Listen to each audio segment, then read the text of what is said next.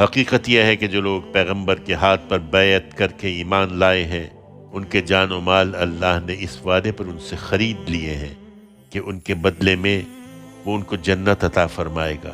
وہ اللہ کی راہ میں لڑتے ہیں، پھر مارتے ہیں اور مارے جاتے ہیں۔ یہ اللہ کے ذمے ایک سچا وعدہ ہے، تورات اور انجیل اور قرآن میں۔ اور اللہ سے بڑھ کر کون ہے جو اپنے وعدے کو پورا کرنے والا ہو؟ سو اپنے اس سودے پر خوشی مناؤ جو تم نے اللہ سے کیا ہے۔ یاد رکھو، یہی سب سے بڑی کامیابی ہے۔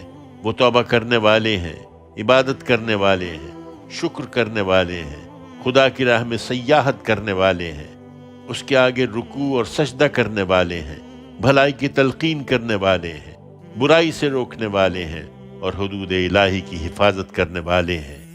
وہی سچے مومن ہیں پیغمبر، اور ان مومنوں کو خوشخبری دے دو۔